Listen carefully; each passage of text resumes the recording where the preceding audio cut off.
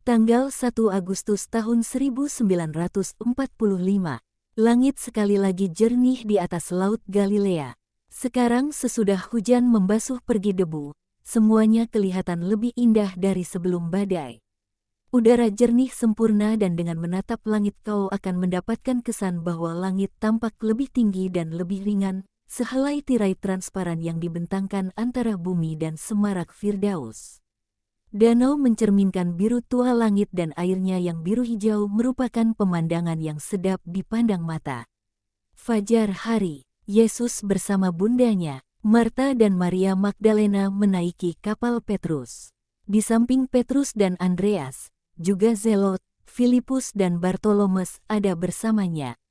Sebaliknya Matius, Thomas, kedua sepupu Yesus, Iskariot berada di perahu lain bersama Yakobus dan Yohanes. Mereka berlayar menuju Betsaida, suatu perjalanan pendek yang ditopang oleh hembusan angin lembut. Penyeberangan berlangsung hanya beberapa menit saja. Ketika mereka hendak tiba, Yesus berkata kepada Bartolomeus dan sobatnya yang tak terpisahkan, Filipus, "Kamu akan pergi dan memberitahu kaum kerabat perempuanmu. Aku datang ke rumahmu hari ini." Dan ia menatap pada mereka penuh arti. "Ya, Guru, apakah engkau tidak akan menganugerahi aku atau Filipus sukacita menerimamu sebagai tamu kami?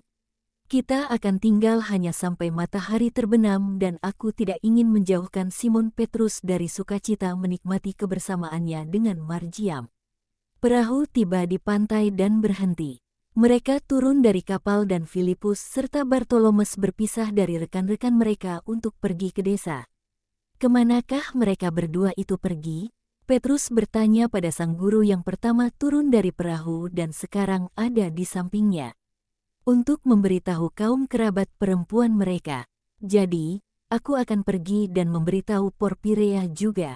"Tidak perlu. Porpirea begitu baik hingga tidaklah perlu untuk membuatnya bersiap apapun. Hatinya hanya dapat memberikan kasih."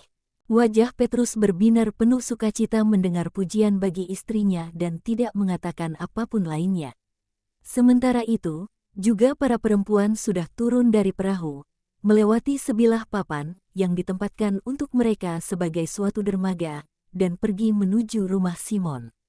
Marjiam, yang hendak membawa domba-dombanya keluar untuk merumput di rerumputan segar di sisi-sisi yang lebih rendah dari Bukit Betsaida, adalah yang pertama melihat mereka dan dia memaklumkan kedatangan mereka dengan suatu pekik sukacita dan berlari untuk memeluk Yesus, yang sudah membungkuk untuk menciumnya. Dia lalu pergi kepada Petrus. Juga Porpirea, yang kedua tangannya belepotan tepung, tiba dan membungkuk, menyalami mereka. "Damai sertamu, Porpirea, kau tidak berharap kami datang begitu cepat, bukan? Tapi aku antusias membawa bundaku kepadamu, bersama dua murid perempuan, dan juga berkatku. Bundaku sangat ingin bertemu kembali dengan si bocah. Itu dia dalam pelukannya. Dan para murid perempuan ingin bertemu denganmu, ini istri Simon, murid yang baik dan tidak banyak bicara. Lebih aktif dalam ketaatannya dari banyak yang lainnya. Dan ini Marta dan Maria dari Betania, dua bersaudara. Kasihilah kamu satu sama lain. Mereka yang engkau bawa kepadaku lebih terkasih bagiku dari darahku sendiri, Guru. Mari, rumahku menjadi lebih indah setiap kali engkau menjejakkan kaki di dalamnya." Maria menghampiri Porpirea dengan tersenyum dan memeluknya seraya berkata, "Aku lihat bahwa kau sungguh seorang ibu yang penuh kasih. Si bocah sudah jauh lebih baik dan bahagia. Terima kasih. Oh, perempuan yang diberkati melebihi semua perempuan lainnya.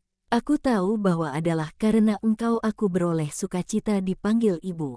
Dan engkau harus tahu bahwa aku tidak akan pernah menyedihkanmu dengan tidak menunaikan hak istimewa itu. Mari masuk, bersama saudari-saudari." Marjiam menatap pada Magdalena penuh ingin tahu. Banyak pikiran berkecamuk dalam benaknya. Pada akhirnya dia berkata, "Tapi, kau tidak ada di Betania." "Tidak, tapi aku akan selalu ada di sana sejak sekarang," kata Magdalena memerah wajahnya dan tersenyum lemah. Dia membelai si bocah sembari mengatakan, "Bahkan meski kita baru saja bertemu, apakah kau mengasihi aku?" Ya, sebab kau baik. Kau menangis, ya kan? Itulah sebabnya mengapa kau baik. Dan namamu Maria, bukan? Juga nama ibuku adalah Maria dan dia baik. Semua perempuan, yang namanya Maria, selalu baik. Tapi, dia mengakhiri perkataannya, untuk tidak melukai Porphyria dan Marta. Tapi banyak dari mereka yang punya nama lain juga baik. Siapakah nama ibumu? Eceria, dan dia sangat baik. Dan dua aliran besar air mata menuruni wajah Maria dari Magdala. Apakah kau menangis sebab dia sudah mati? Tanya si bocah, dan dia membelai tangan Maria yang indah, yang disilangkannya di atas gaun gelapnya, yang jelas adalah gaun Marta yang sudah dipermak untuknya, sebab kelimannya sudah diturunkan. Dan si bocah menambahkan, kau jangan menangis. Kau tahu, kita tidak sendirian. Para ibu kita selalu ada dekat kita. Yesus yang mengatakannya, dan mereka bagai para malaikat pelindung. Yesus juga yang mengatakannya, dan jika kita baik, mereka akan datang dan menemui kita ketika kita mati dan kita akan naik kepada Allah dalam pelukan ibu kita. Itu betul, kau tahu, ia yang mengatakannya. Maria Magdalena mendekapkan penghibur kecilnya dalam pelukannya dan menciumnya seraya berkata, jadi doakan supaya aku dapat menjadi baik. Tapi bukannya kau sudah baik? Hanya mereka yang baik yang pergi bersama Yesus. Dan jika orang belum sepenuhnya baik, orang menjadi baik, supaya dapat menjadi murid Yesus. Sebab kau tidak dapat mengajarkan apa yang tidak kau ketahui. Kita tidak dapat mengatakan, ampunilah, jika kita tidak terlebih dahulu mengampuni. Juga kita tidak dapat mengatakan, kamu harus mengasihi sesamamu, jika kita tidak terlebih dahulu mengasihinya. Tahukah kau doa Yesus? Tidak tahu, tentu saja, kau bersamanya belum lama. Doa itu begitu indah, kau tahu, menyebutkan segala hal ini. Dengarkan betapa indahnya. Dan Marjiam secara perlahan mendaraskan, Bapa kami, dengan penuh perasaan dan iman. Betapa baik kau mengenalnya, kata Maria dari Magdala penuh kagum. Ibuku yang mengajarkannya padaku pada waktu malam dan Bunda Yesus pada waktu siang. Jika kau mau, aku akan mengajarkannya padamu. Maukah kau ikut bersamaku? Domba-domba sudah mengembik, mereka lapar. Aku akan membawa mereka ke padang rumput.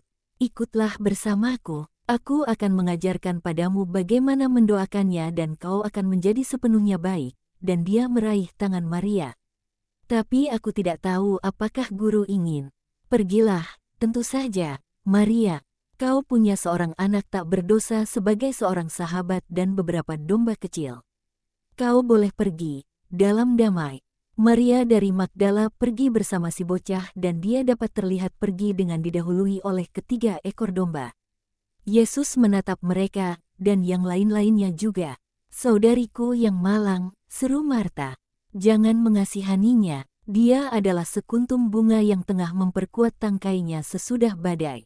Dapat kau mendengarnya? Dia tertawa, ketakberdosaan selalu merupakan penghiburan.